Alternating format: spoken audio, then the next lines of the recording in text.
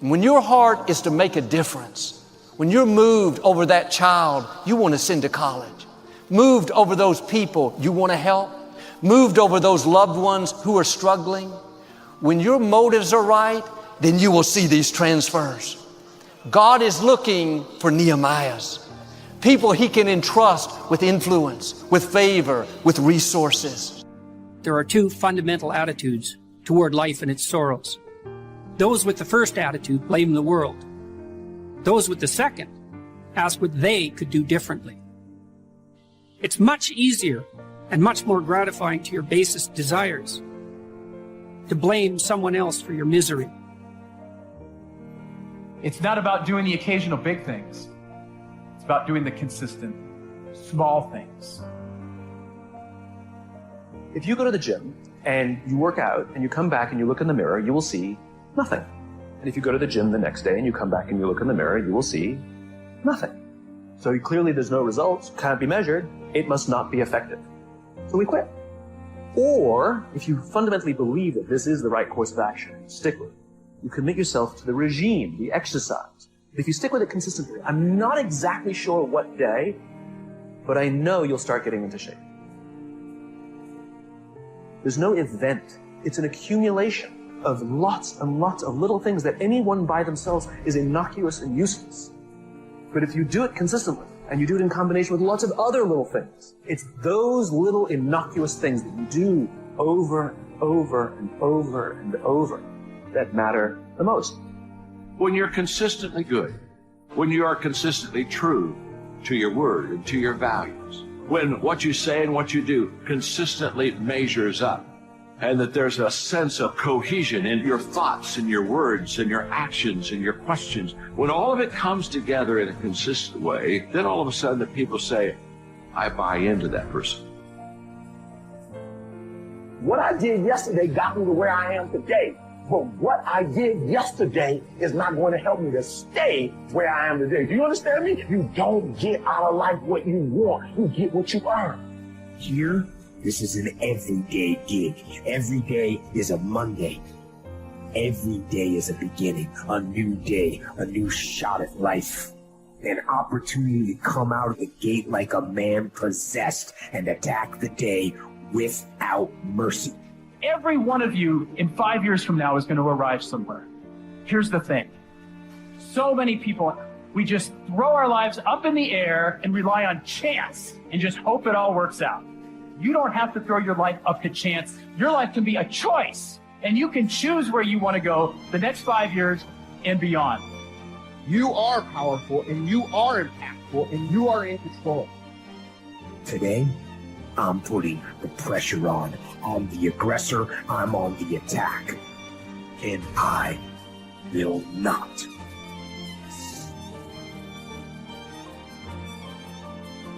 They said I couldn't. They said I wouldn't. They said they didn't believe in me. They said I couldn't because of my circumstances. I couldn't because of my past. Because it hadn't been done before. I said, so what? You can complain and remain the same, or you can decide, commit, and work towards becoming someone that no one thought you could be. You have to deal with the reality of the situation. Dwelling and pondering and crying doesn't do shit, and it especially doesn't do shit in this echo chamber. In this arena, there is no crying. You can cry, you're just gonna lose. And I have bad news about complaining and crying. Nobody gives a shit. I may not like it, but I'm not a whiner. I'm a warrior. I know I can handle this. You have that attitude, you'll come out stronger, increased, promoted, better than you were before. We've all heard the saying, no pain, no gain. If everything was always easy, we wouldn't be prepared for our destiny. You don't like where you are? Change something. You don't like your body? Change something. You don't like your job? Change it.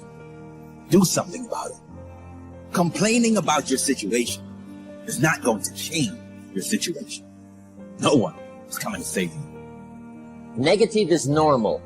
It's not successful, but it's normal. It's part of life. You must learn to handle the negative. Don't ignore it. Handle it. You don't have to live in it.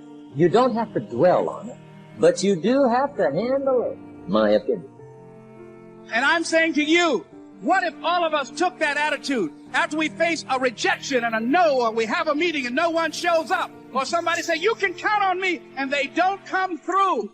What if we have that kind of attitude? The car's repossessed. Nobody believes in you. You've lost again and again and again. The lights are cut off. But you're still looking at your dream, reviewing it every day, and say to yourself, it's not over until I win. The poor pessimist leads an ugly life. Pessimism, the deadly disease of always looking on the bad side, the problem side, the difficult side, checking all the reasons why it can't be done. He doesn't try to figure out what's right. He tries to figure out what's wrong. He doesn't look for virtue. He looks for faults. And when he finds them, he's delighted. How ugly. This is the poor guy who looks through the window, doesn't see the sunset. He sees the specks on the window. And this is the poor guy, right, who rushes up, takes such leave of his senses. This guy rushes up and he says, I've got 5 good reasons why it won't work. He's so dumb he doesn't know. All he needs 1. He's got 5. To the pessimist, the glass is always half empty. To the optimist, the glass is half full. Why would the same measure affect people 2 different ways? Answer: it all depends on how you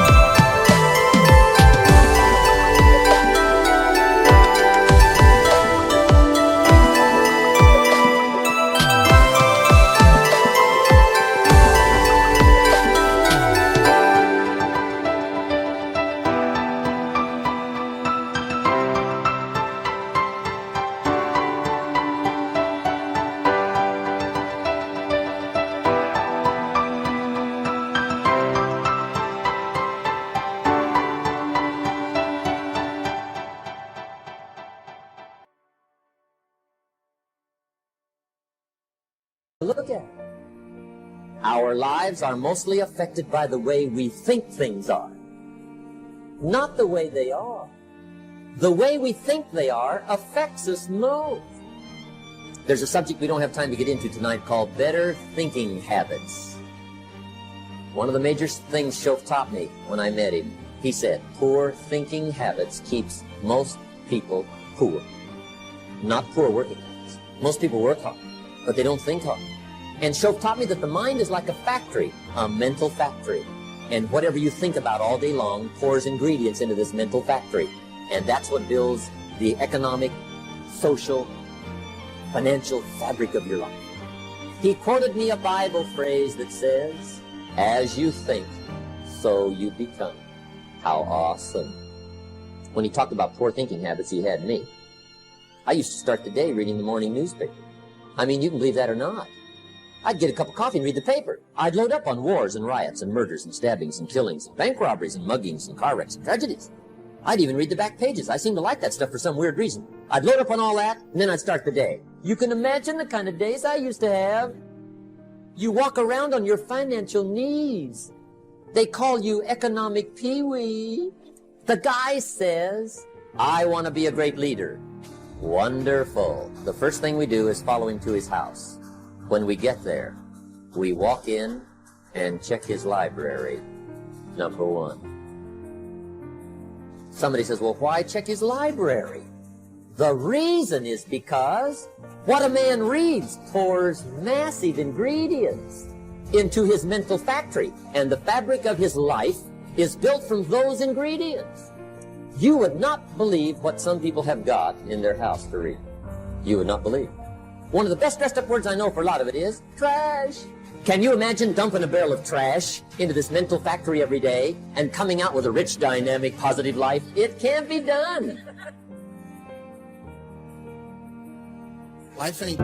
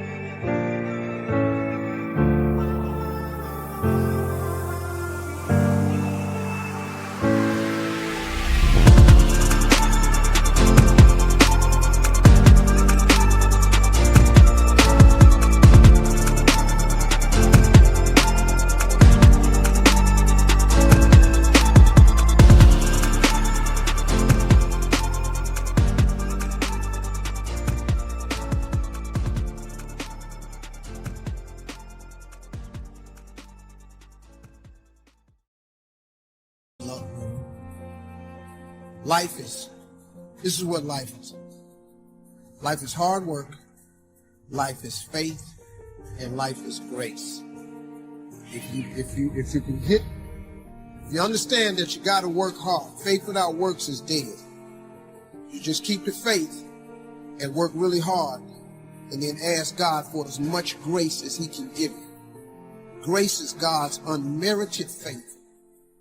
He gives you stuff you don't deserve. That's what you want out of life. You want God to do something for you that you just don't deserve it. That's what it is. Somebody was playing golf with a guy that owns Mayo Clinic one time. He told me, he said, justice is when you get what you deserve. Mercy is when you don't get what you deserve. Grace is when you get what you don't deserve. And you hear old people say, all I want is a little more grace. I just want some grace. I want God to give me a house that I don't really deserve. I want him to give me a lifestyle I don't really deserve. See, that's the problem with people. They think they deserve something. No, you don't. I work really hard. Everybody work hard. You just need some grace, man. You need God just give you something that ain't on the vision. Just need God give you something that you didn't even ask. That's when life gets real special. All I want is a little more grace. Like I got a vision board, right? But I ask God that his will be done in my life. Because what I can want, it can never compare to what God can give. You see what I'm saying? So you can want all you want. But if you line up with the will of God, what God has planned for you is way better than anything you could ever plan. You can't outthink him. That's how you get the life of your dreams, man. You set your goals and your aspirations, but then you leave the open end to your thy will be done on earth as it is in it. It's the Lord's Prayer. Man, it's not, you know, when your mama teaches to you as a little kid, it's like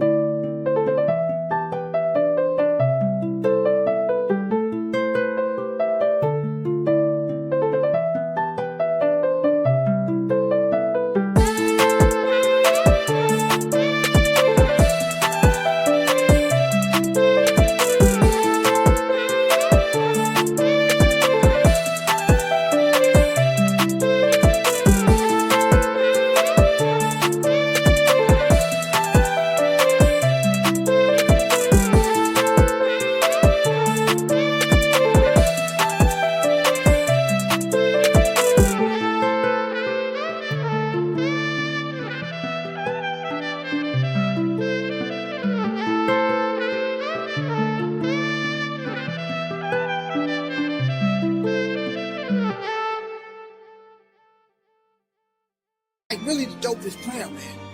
Give us this day our daily bread. Don't ask for nothing else. Quit worrying about tomorrow. Just help me make decisions for today that let me live the best day. When you worry about tomorrow, you're off into something you have no say-so with. You have no control. So why would you worry? By worrying does not add a single hour to a day. Not 1 hour. So what you got to ask God for is your daily bread. Just for today. You'd be amazed what would happen to you if you quit tripping about tomorrow. Just today. Today is plenty. Today is so adequate. That's why he gives us 24 hours. And he breaks it up into day and night.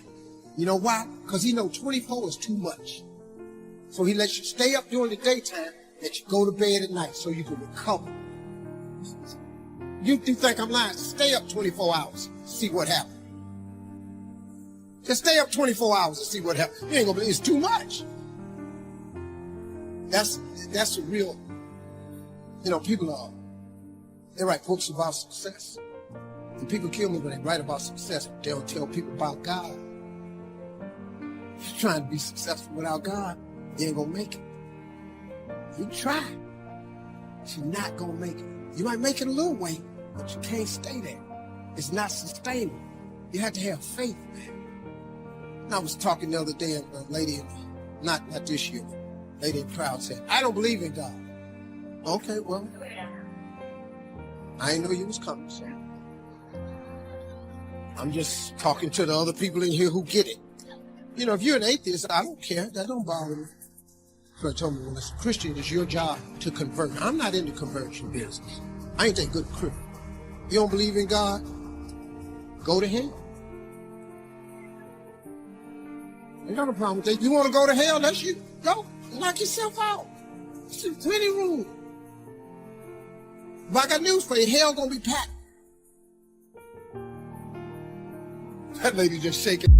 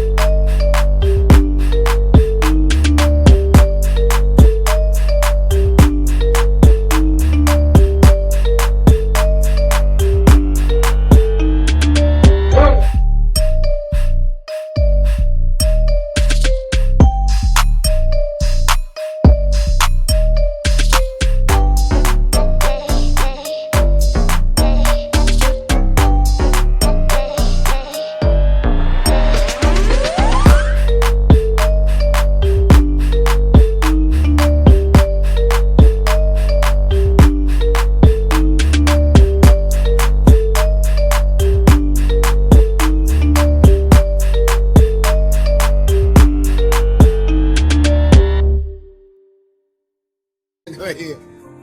I can't believe he's saying this. Yeah, it's humor. That's how I work. I work off that. I'm not that Christian. I'm not in the conversion business. I'm not in the save soul business. I tell jokes. If you want to go to hell, I'm perfectly comfortable. Just don't drag me with you.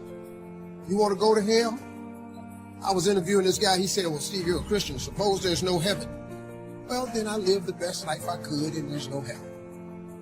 You got a bigger problem. Suppose it is. And you don't go. I don't believe God will burn us up. Well, God knows about all that. Why take a chance? Heaven, streets of gold, wings, flying around. You know the real reason I want to go to heaven? Well, I want to see my mama. That's all. With cement. The kids back in Danbury, Connecticut, high school, they're asking me questions one day. I'm talking to the kids. Kids got good questions these days. One of them said to me, Mr. Rohn, how do you build the good life? I said, it's simple. It's not easy, but it's simple. Here's how you build anything. Select the right ingredients, keep out the wrong ingredients, and it starts with thought. Everything starts with thought. So you must be wise and careful what you think about, because that starts everything. You got to be wise and careful. I asked the kids, what would happen if somebody dropped sugar in my coffee? They said, well, you'd be okay. I said, what if somebody dropped strychnine in my coffee? They said, well, you'd be dead. I said, correct. Lesson 1. Life is both sugar and strychnine. You gotta be careful. I said, what if my worst enemy drops in the sugar? They said, will you be okay? I said, what if my best friend, even by accident, drops in the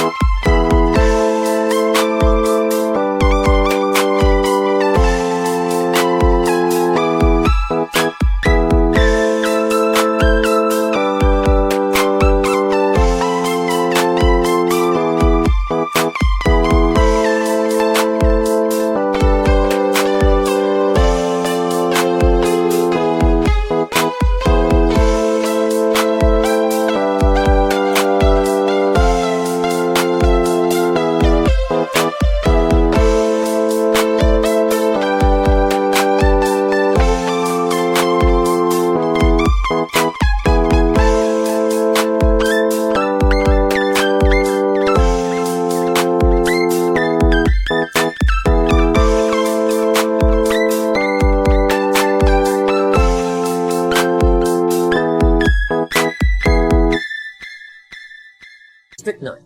They said, well, you'd be dead. I said, correct. Lesson 2, watch your call. You got to be careful. See, it doesn't matter who hands you the bad stuff. It doesn't matter where you get the bad stuff. It'll still do its damage on your bank account.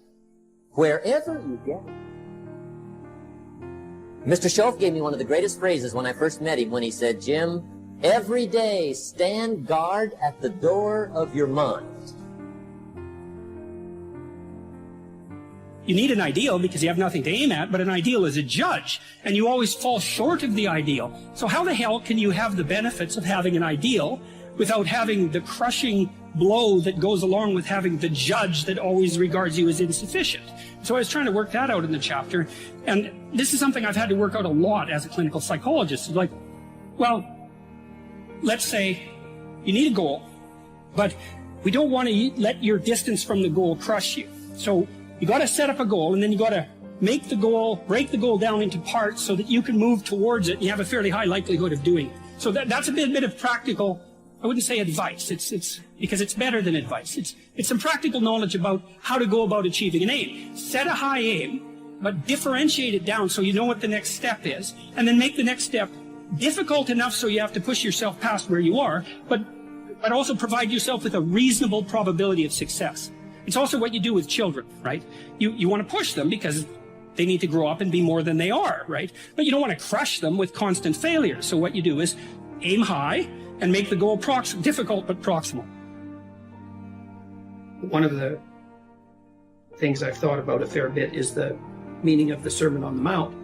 And as far as I can tell, it's basically a two-part wisdom. The first is that you should aim at the highest good that you can imagine.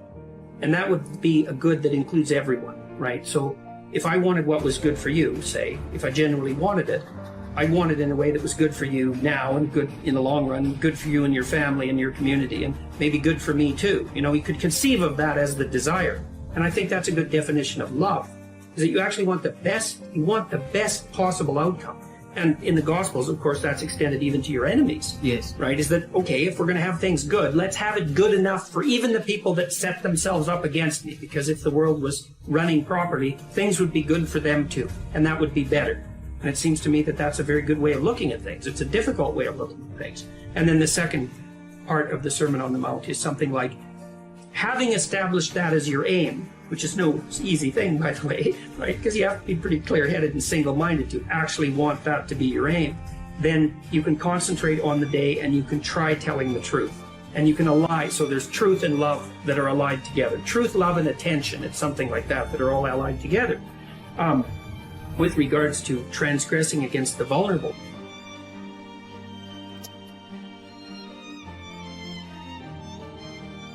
You can experience enough pain in life.